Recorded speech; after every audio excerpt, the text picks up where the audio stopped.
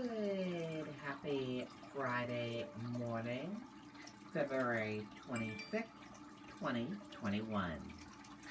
I'm Riley King, and welcome to the Riley King Newscast, right here on the Riley King Network. We have a lot of news to get to this Friday morning, so let's begin. First up, let's take a look at your New Hampshire COVID-19 numbers. Let's take a look at those right now. And here is a look at your New Hampshire COVID-19 numbers for all of you right now. As you can see, there are 74,568 number of people in New Hampshire have tested positive for COVID-19. There are 1,163 number of deaths from COVID-19 in New Hampshire. There are 97 current number of hospitalizations for COVID-19 in New Hampshire. And that is a look at your New Hampshire COVID-19 numbers for New Hampshire.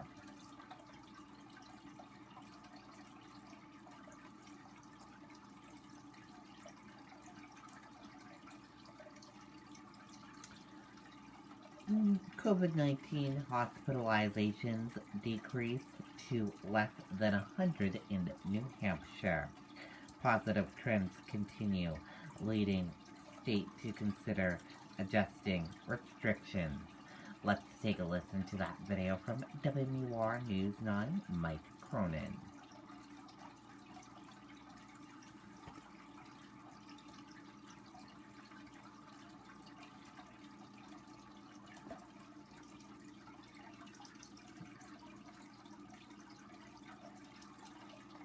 What is there not to love about Franklin Pierce? The Pierce Promise New Hampshire Scholarship Program is new at Franklin Pierce for high school seniors enrolling in the fall of 21, and it offers free tuition.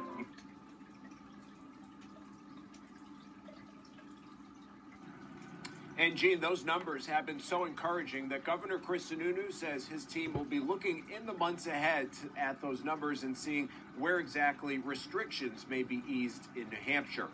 As of tonight, there are 97 Granite Staters in the hospital. There's a positive trend among New Hampshire's most vulnerable population. Outbreaks are dropping in long-term care facilities, with only 7 active ones right now. So, state officials will be releasing guidance next week to allow in-person visits at those homes, with masks and social distancing still in effect. Eligible facilities cannot be dealing with an outbreak, and visits can start 2 weeks after residents receive their second vaccination. The decline in long-term care fatalities in New Hampshire is astounding. I mean, it's great. The vaccine's working, right? We've gotten through the majority of the long-term care facilities with our vaccine. March is next week, and warmer weather not too far off beyond that. And Governor Sununu says that, coupled with more people getting vaccinated, will help in lifting some of the state restrictions. Reporting live in Concord tonight, Mike Cronin, WMUR News 9. Okay, and there you go on that video and that report. Johnson & Johnson vaccine could arrive in New Hampshire as early as next week, officials say. As pace of vaccinations continue, officials start to plan for the next phase. Let's take a listen to that video from WMUR News 9, Adam Sexton. I think what sets us apart is the fact that our technicians live and breathe only chimneys. It's not a part of our company.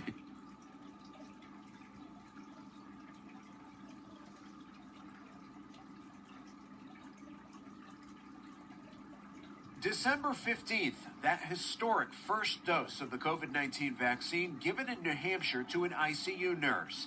Now, more than 2 months later, 288,000 shots have been administered. The state says 15% of Granite Staters have their first vaccine. 7% are fully vaccinated, with more help on the way. Johnson & Johnson's one-shot vaccine is nearing FDA approval. And if all goes well, this vaccine could be here next week. We expect that to happen. Having a third vaccine would ramp up supply even further, which has been increasing week by week.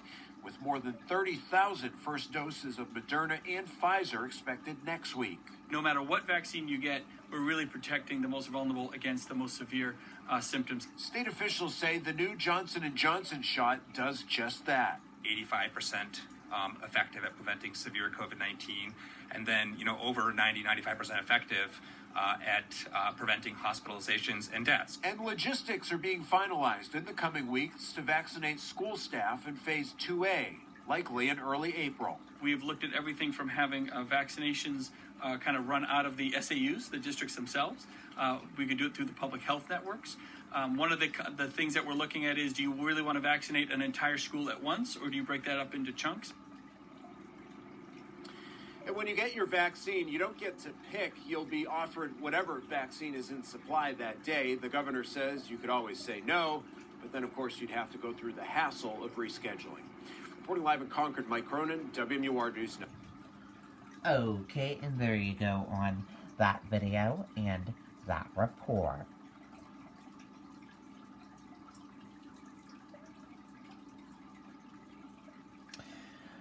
Common vaccine side effects prompts undue breast cancer worries, experts say. Let's listen to that video from WMUR News 9, Jennifer Crompton. Temporarily enlarged lymph nodes led to false alarms, doctors say. Let's take a listen to the video.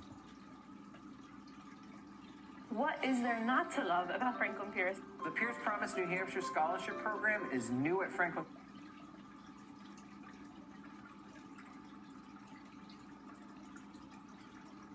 Just 2 weeks after her first dose of the COVID vaccine in January, healthcare worker Deb Ruffiange of Pelham made a frightening discovery. I noticed a good-sized lump, like bigger than a golf ball, between my breast and my armpit. Her doctor ordered a mammogram and biopsy.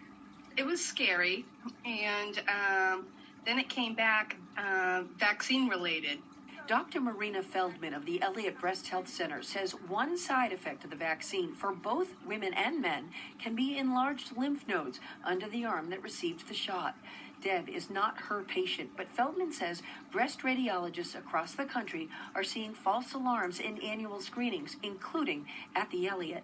The goal of any vaccine, including COVID vaccine, is to stimulate the immune system to activate it, to make antibodies so that if your body ever encounters the virus, it's already ready to ward it off.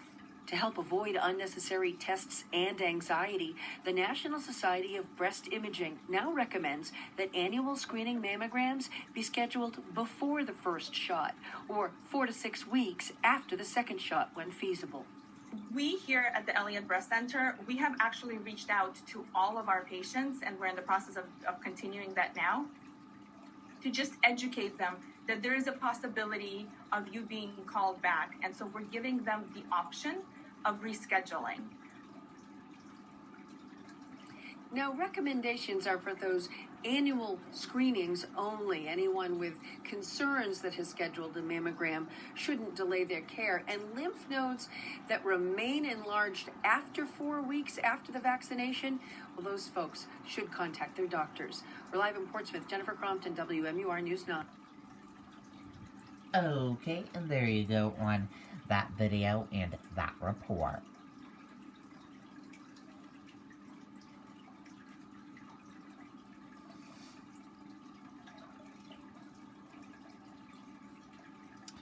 New program can help with lapsed rental and utility payments. Payments available for past due rent utilities date back for a year. Let's take a listen to that video from WMUR News 9, Kristen Carosa.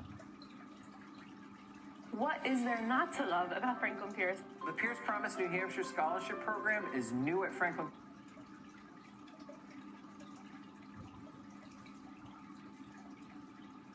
We're not getting evicted now, but what happens when all of this is over? how do we catch up? It's thoughts like these that are constantly on Ashley Clark's mind. She says she had a good job until the COVID pandemic forced her employer to downsize. She was left searching for work and left explaining herself to her landlord while the bills piled up. And I send in emails every couple times a month just to let them know what's going on, what I've done, just to let them know, like, this, I'm taking this seriously. The situation made worse by the shame she says is cast on people who may be struggling. People are trying. They are putting themselves out there and applying for jobs, and it's a lot harder than people think. A new program just announced by the governor's office will help people like Ashley, covering current and past due rent and utility bills for up to 12 months.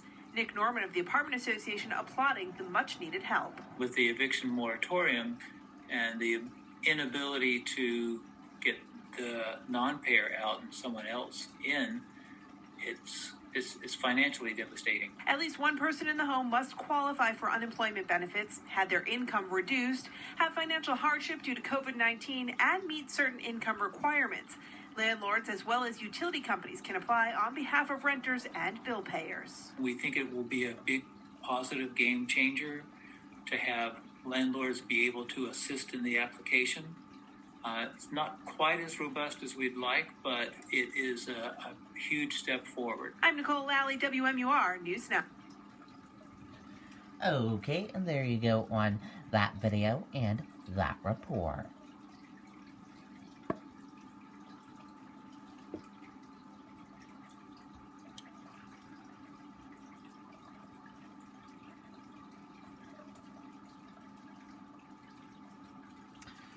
New Labor Department rules qualify more for unemployment benefits. The U.S. Department of Labor made changes Thursday that will qualify more people for an unemployment benefits program, including those who are still working but have had their hours cut and people who have refused to go into the workplace that afloat COVID-19 safety practices.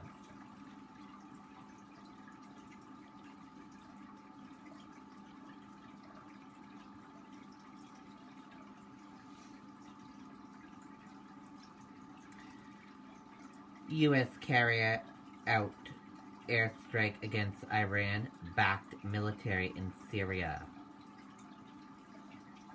The United States conducted a military airstrike in eastern Syria along the border with Iraq on Thursday night, targeting Iranian-backed militants in retaliation for a recent rocket strike in Erbil in northern Iraq that left several Americans injured, according to the Pentagon. The airstrike targeted structures in eastern Syria town of al-Balakia that belonged to two Iranian-backed militants that have launched rocket attacks in the past against American facilities in Iraq, including the U.S. Embassy in Baghdad, according to U.S. officials. And that does it for this morning edition of the Riley King Newscast, right here on the Riley King Network. I hope you all have a great rest of your day, and I'll see you back here later on today for another newscast. I'll have news report coming up in a little bit. Goodbye, everyone.